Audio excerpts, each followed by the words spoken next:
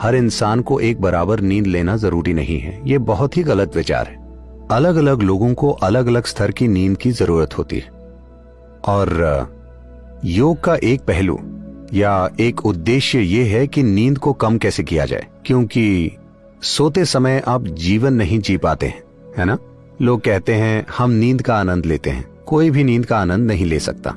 आप उस आराम का आनंद लेते हैं जो आपको नींद से मिलता है। नींद का आनंद लेने का कोई तरीका नहीं है। In sleep, both you and the world are obliterated.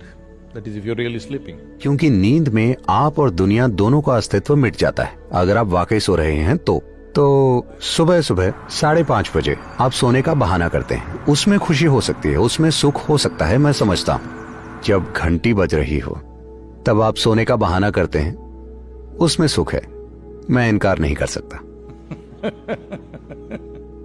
मगर जब आप वाकई सो रहे हों तब आपको पता नहीं होता कि वो क्या है। आप वहां मौजूद ही नहीं होते, तो आप नींद का आनंद नहीं ले सकते। लेकिन नींद के नतीजे का हम आनंद लेते हैं।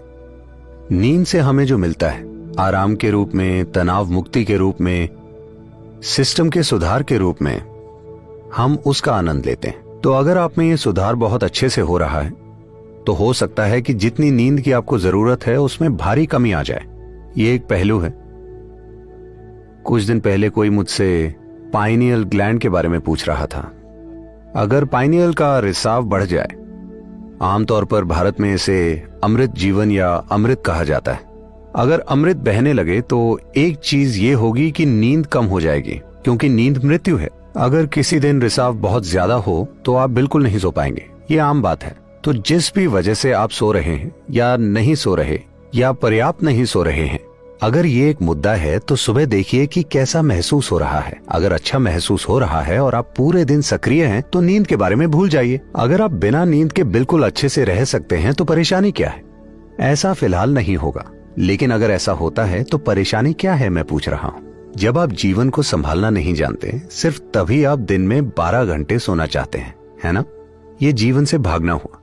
अगर आप बिना किसी कारण के ज्यादा सोना चाहते हैं तो एक तरह से ये आत्महत्या है। आपको आराम की जरूरत है और आप सोते हैं तो ये ठीक है। शरीर आराम चाहता है। आप किसी खास शारीरिक परेशानी से गुजर रहे हैं। आपने गौर किया है कि आप ठीक नहीं हैं। जब आप ठीक नहीं होते, आप सामान्य से बहुत ज्यादा सोते हैं, है ना, क्योंकि शरीर में कुछ ऐसा हो रहा है जिससे दूसरे कामों के लिए पर्याप्त ऊर्जा नहीं बचती है। शरीर आराम चाहता है, ये पहली चीज है। दूसरी चीज है वो खाना जो आप खाते हैं। तो अगर आपको ये करना चाहिए। आमतौर पर जो लोग योग के मार्ग पर हैं उनके लिए आप जानते हैं क्या कहा जाता है।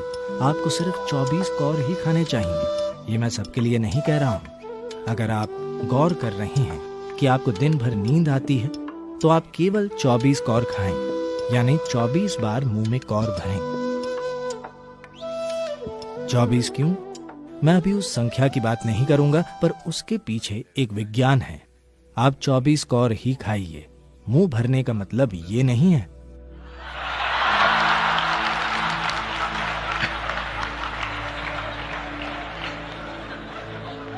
So essentially, your alertness. तो असल में आपकी सतर्कता इससे तय होती है कि आप अपनी ऊर्जा को कितने अच्छे से संभालते हैं।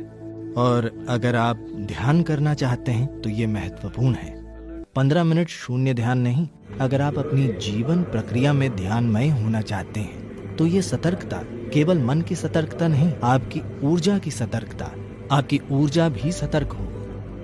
इसे सतर्क रखने के लिए ही आप साधना कर रहे हैं। तो इसकी मदद के लिए आप 24 कौर ही खाते हैं। अब अगर आप 24 कौर खाएं, सामान्य साइज के कौर, तो आप देखेंगे कि आप सुबह 3:30 पर उठ जाएंगे। हाँ, समय को देखने के भारतीय तरीके में निमिष नाम की एक चीज होती है जिसका संबंध 24 से है। इसलिए 24 कौर खाए जाते हैं। आप 24 कौर खाइए, पर उतने ही समय में जितने में कोई पूरा खाना खाता है। आपको चबाते रहना चाहिए। तो हर कौर को 24 बार चबाइए। 1, 2, 3, 4, 24 बार चबाइए। अब आप देखेंगे कि आप किसी दूसरे से ज्यादा समय लेंगे, पर आपका खाना पेट में जाने से पहले मुंह में ही पच जाएगा। इससे सुस्ती नहीं आएगी। अगर आप अपना भोजन पर्याप्त चबाते हैं तो आप देखेंगे कि ये खाने से आलस नहीं पैदा होगा। अगर इसे मुंह में चबाया जाए तो आप सुबह 3:30 पर उठ जाएंगे।